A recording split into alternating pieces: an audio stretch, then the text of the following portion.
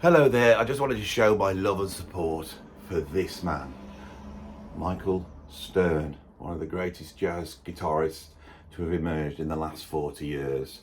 A guy that created the sound of jazz guitar today, a guy that has innovated and led the way in terms of jazz rock and fusion. Now, why am I doing this? Well, I've spotted on various social media places that Mike's been getting some grief. The trolls are out and they've been attacking him. The reason? Some videos were posted of him recently playing at I think it was Birdland, some sort of festival. I'm not too sure because I haven't seen them and I haven't seen the comments. But what I've seen is the jazz community gathering around Mike and giving him a whole ton of support. Mike Stern has played with the greatest jazz musicians on the planet. He first emerged in Blood, Sweat and Tears, and then got the gig with Billy Cobham, and then he was chosen by Miles Davis to be his guitarist on Miles's return in 1981. As a very young guy, he walked into the studio probably completely unprepared, as most people are when they get a Miles Davis session, in there with one of the greatest jazz musicians to have ever lived. And he drops a guitar solo on a track called Fat Time. This is my favorite guitar solo of all time. It's unbelievable. And what Mike does on that is he really pulls together, for the first time I think, all the elements that make jazz rock guitar playing. A lot of guitarists have done this before, but never like Mike quite did it. Mike's got the rock, Mike's got the blues, and he's also got the bebop vocabulary, and it's all happening. And there's even elements of Ornette Coleman and free jazz. There's a whole ton of stuff in that guitar solo. It's absolutely incredible. But more than that, it blows your head off. Mike Stern is one of the greats. We know he's one of the greats. A few years later, when he brought this album out, this contained the tracks Gossip and Chromosome, where he applied this sort of bebop-esque language to jazz rock fusion, created the sound that most cliched jazz rock guitarists that are online on Instagram are copying right now.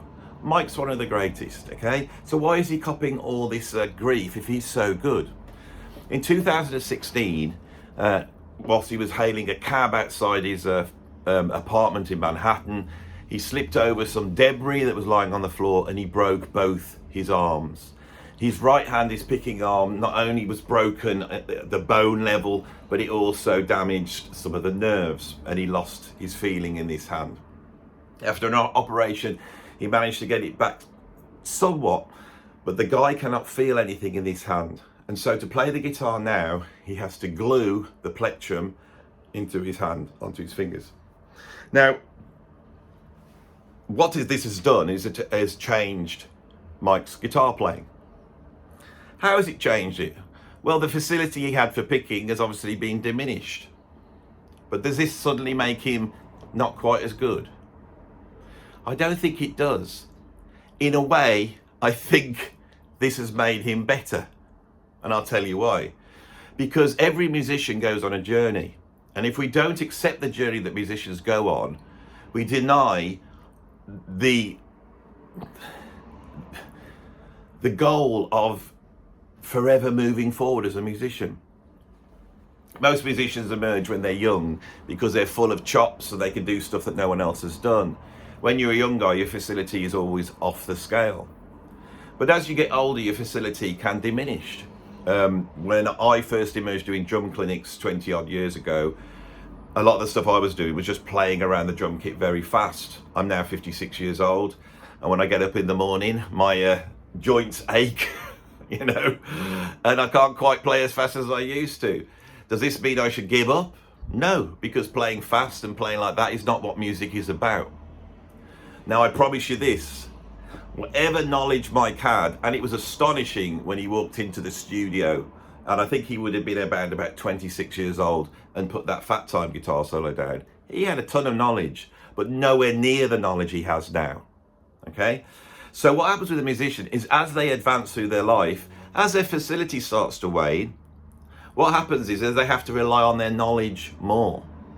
And the knowledge is a rarer thing, and we should respect that more. When you listen to Mike now, you are hearing 50, maybe 60 years of study, of understanding, of experience. And the artifice of just playing, you know, smooth, all those sort of things that young people value because that's the stuff they're chasing, that's been removed. Now, this always happens. If you look at a lot of the great painters, a lot of time their early stuff they do with their kids it can be almost like photorealistic and really accurate. But as time goes on, they take a more impressionist approach to rendering what they feel and see in the world around them. And many artists, especially as their eyes go and their, you know, their fingers aren't quite as dexterous, what you see is a sketch, an impression. Now, Mike Stern is a true artist. So when he was faced with this accident, he could have given up, but he didn't, because his desire to make music and to get out what's inside him, which has been of value to us for so many years, right, was still there really strong. So what really upset me about this post was the fact that Mike, after seeing the online trolling on all the hate, considered stopping playing the guitar. Here's a man who didn't stop when he lost the feeling in his hand, but does consider stopping when he comes up with all this hate online. And I'll tell you why that is. It's because, and I've said this repeatedly, music, when it's at its best, is made out of love. Love of life, love of people, and love of beauty. And the thing that's wonderful about music is, at its best, it's a communal language that brings us all together. It puts its arms around the world and draws us in. There will be haters in life. There will be people that don't understand music and think it's just about the chops or the notes or the facility. But it absolutely isn't. When musicians are young, they often need that sort of facility to be able to express the new ideas that they have in their head. This is very important. But once those new ideas have been consolidated and solidified, we should allow our artists as they get older to become more sketchy.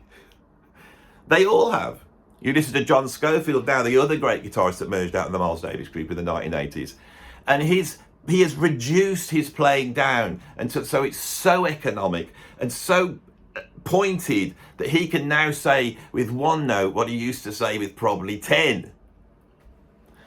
This shows at the same time what is terrible about music, what is terrible about the internet, but what is also wonderful about it. And I hope if Mike does see this, that he gets across that we love his playing so much, and I want to hear him playing now, and I want to see how he negotiates this injury that he's had, and I find it fascinating that he is still able to express himself. And the people who don't understand that are the ones who aren't able to appreciate the expression. They are just measuring it on the Olympic quality of the playing, right?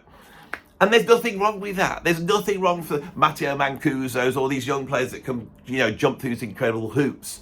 But we should not throw out this experience. It's a testament to the problem we have here in Western culture, where we value youth so much, and we tend not to value wisdom. You know, I wish I could play the guitar like Mike. I wish I had 1/10 of his ability right now. I wish I had 1/10 of that knowledge. And the knowledge, when we watch him play now, we see in its rawest form. Now, this idea of getting over injury, I'm going to mention 2 guitarists. The first one is Tony Iommi, a funny guitarist to mention on this channel, but I'm sure Mike loves Black Sabbath. I know Scott Henderson loves Black Sabbath, and it was that element of rock that he brought into jazz rock so successfully. In 1969, Tony Iommi chopped his fingers. I say, no, he's left-handed, so it would have been those. He chopped the tips of his fingers off, and he fashioned some plastic fingertips so he could play the guitar. but he couldn't play what he could play before, so he had to down tune and he had to play a lot more with power chords. And this injury and his love of music enabled him to not only get over personally his injury to be able to express himself, but he invented heavy metal. Now, what inspired Tony Iommi was one of the greatest guitarists of the 20th century, one of the guitarists that we all bow down to, which is, of course, Django Reinhardt. Django Reinhardt in the early 1930s ended up in a fire in his gypsy caravan, and he burnt his hand, and he lost all the use of his fingers except for these two fingers here. And with those two fingers, he basically sets the standard for single line guitar playing, something that Tony Iommi and much more Mike has pushed on. We wouldn't be talking about this. We would not be having this conversation if it wasn't for Django and his injury. So I want to finish this quick video with a message from the trolls. Okay? Django Reinhardt, incredible guitarist, is only using two fingers, right? I'm now going to use two fingers to send the message to the trolls. So all the trolls out there, all I've got to say is this. So I hope that's hope I've got my message across, and I'm very pleased that I was able to use a good Anglo-Saxon, gesture of contempt here on my channel. It's not the first time I've used it, and it won't be the last time I've used it. But Mike, if you're watching, you keep playing, right? And believe me, the people who really know about music know that you are at your peak now. And you're at your peak because of being able to triumph over life and the stuff that it throws at you. And that's far more important than being able to alternate pick smoothly.